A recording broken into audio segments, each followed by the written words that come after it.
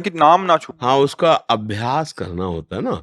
अगर कुछ देर चलने लगा है तो आप उन्नति को प्राप्त हो रहे हैं। जब बिल्कुल नहीं चल रहा था और अनेक जन्मों से हम भगवान से विमुख रहे, इस जन्म में कुछ दिनों के अभ्यास से कुछ चलने लगा, तो बहुत जल्दी हमारी प्रोग्रेस हो रही, उन्नति हो रही।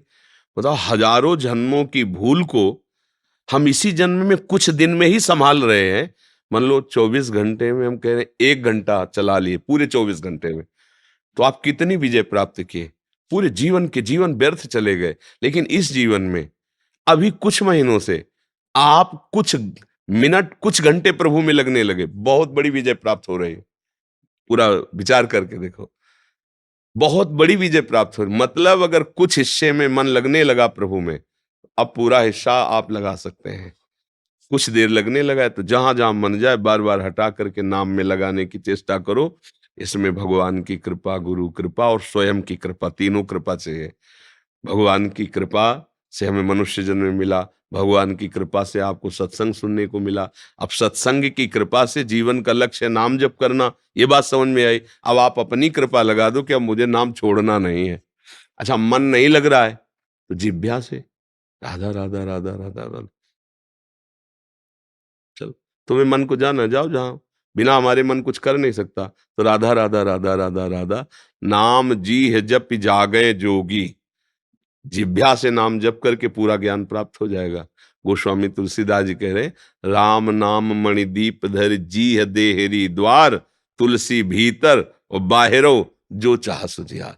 यदि बाहर भी सुख चाहते हो, प्रकाश आनंद चाहते हो, और हृदय भी आनंद चाहते हो, लोक परलोक सुख चाहते हो, तो जिह्वा पे नाम विराजमान कर लो, राधा राधा राधा राधा राधा। मन लगे चाहे न लगे। हम कई बार सत्संग में बताया, जैसे आग है, उसमें दाहिका शक्ति होती है। तो आप प्रसन्न होके छुओ तो जल जाओगे, नाराज होके छुओ तो जल जाओगे। भाव से, कुभाव से या जबरदस्ती, उसका काम है जलाना। ऐसे ही नाम है। नाम में तारण शक्ति विराजमान है, पाप नाशक शक्ति विराजमान है, अद्भुत सुख प्रदान करने की शक्ति विराजमान है, नामी भगवान को अधीन करने की शक्ति विराजमान है नाम में। तो भाव कुभाव अनख आलसहु, नाम जपत मंगल दिसि दसहु। बार बार अभ्यास कीजिए, नाम जप आने लगेगा। फिर पहले अभ्यास करना होता है, फिर आने लगता है। जैसे अभ्यास जन जो है ना, अब जैसे बात कर रहे हैं तो दिमाग में छाया हुआ है वो, बात बंद हुई तो चलने लगा। बात आपसे कर रहे हैं तो दिमाग में छाया हुआ है।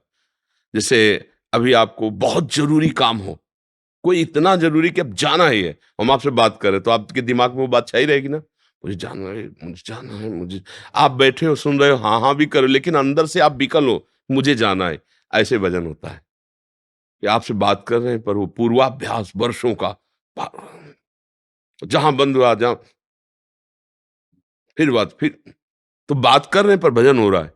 कैसे हो रहा है? वो छाया हुआ है, जैसे अभी बताया ना, वो अंतर में छाया हुआ है। तो अभ्यास करते करते जो अखंड भजन कहा जाता है वो ऐसे होता है। क्योंकि प्रसाद पा रहा है, कार्य कर रहा है, बात कर रहा है, तो करना ही पड़ेगा। फिर अखंड भजन कैसे होगा? वो ऐसे होता है। स्मृति, आंतरिक याद, वो समा गया है दिल में। और कुछ महापुरुषों के तो फिर रोम रोम से नाम प्रकट होने, छू दिया तो नाम वो जड़ वस्तुएं बोलने लगी। जैसे जनाबाई थी, कंडा थापे थी, तो उनका कंडा कोई चुरा ले गया, तो उससे कह रही थी कि हमारा कंडा दे दे। बोले तुम्हारा कंडा कैसे? बोले कान में लगा के देख, कंडा से निकलता होगा, विट्ठल विट्ठल विट्ठल। महाराष्ट्र की बात है। इतना नाम जपती हैं, देखो, कि कंडे में वो संस्कार हो गए वो नाम। तुकाराम जी महाराज जहां चरण रख देते, वो भूमि से कान लगा के सुनो तो निकलता था विट्ठल विट्ठल विट्ठल विट्ठल विट्ठल। बड़े बड़े महापुरुषों ने ऐसा भजन करके दिखा दिया, रोम रोम, नस नस, हड्डी हड्डी में नाम स्फुरित हो गया। तो हमारी जबान में तो आ जाए है ना। हाँ, राधा राधा राधा।